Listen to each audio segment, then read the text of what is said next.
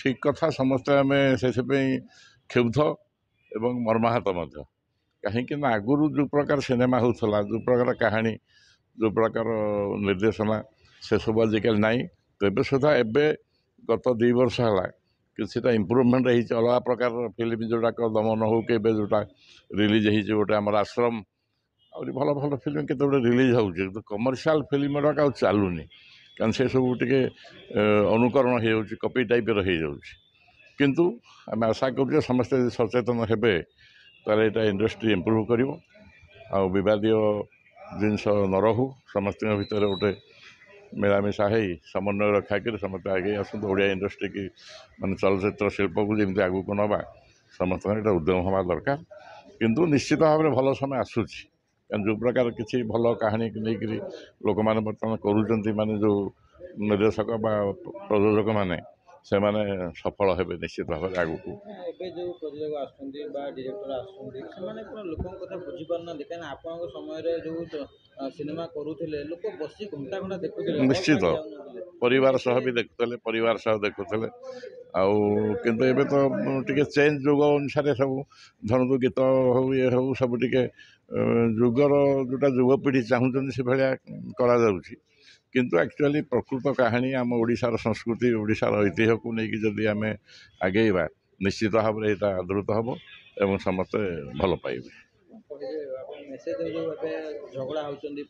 ନାଇଁ ସେଇଟା ଠିକ୍ ନୁହଁ ଜମା। ସେଇଟା କ'ଣ କରିବା, ସେଥିପାଇଁ ଉଚିତ ନୁହଁ ସେଇଟା। କାରଣ ଆମର ଗୋଟେ ଆସୋସିଏସନ୍ ସଂଘ ବି ଅଛି, ଆମର ଗୋଟେ ସିନେ ଆର୍ଟିଷ୍ଟ ଆସୋସିଏସନ୍ ଅଛି। ତାର ନିୟମ ଅନୁସାରେ ସମସ୍ତେ ମାନିକରି ସେଇଟା ଚଳିବା କଥା। ଆମେ ଏକ ସମସ୍ତେ ଅଛୁ, କିନ୍ତୁ ବେଳେବେଳେ ଏ ମତ ପାର୍ଥକ୍ୟ ଏସବୁ ହେଇଯାଉଛି ଟିକେ, ଯେଉଁଟାକି ହେବା ଉଚିତ ନୁହଁ।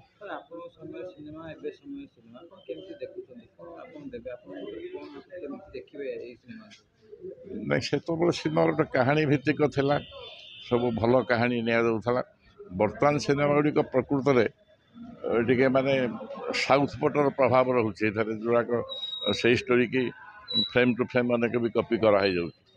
କିନ୍ତୁ କିଛିଟା ପରିବର୍ତ୍ତନ ଗତ 2 ବର୍ଷ ହେଲା ଆସିଲାନି, କାହିଁକିନା କିଛି ଫିଲ୍ମ ଆୱାର୍ଡ଼ ପାଉଛି ଏବଂ ସର୍ବଭାରତୀୟ ସ୍ତରରେ ବି ଆଦୃତ ହେଉଛି।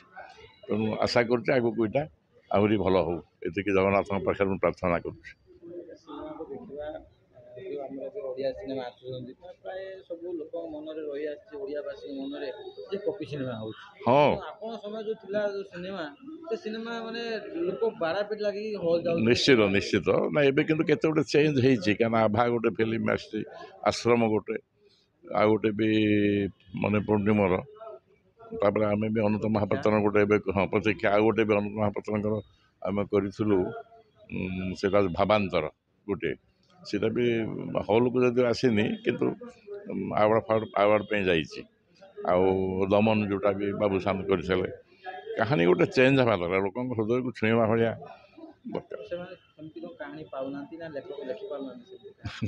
ନାଇଁ ମନୋବୃତ୍ତି ଦରକାର ଗୋଟେ, ମାନେ ସେଇଭଳିଆ ମନୋବୃତ୍ତି ଦରକାର। ଗୋଟେ କମର୍ସିଆଲ ଗୀତ ଫିତ ନାଚ ଏମିତି କରିକି ଏଣ୍ଟରଟେନମେଣ୍ଟ କରିଦେଲେ କିଛି ଲାଭ ନାହିଁ। ଠିକ୍ ଅଛି।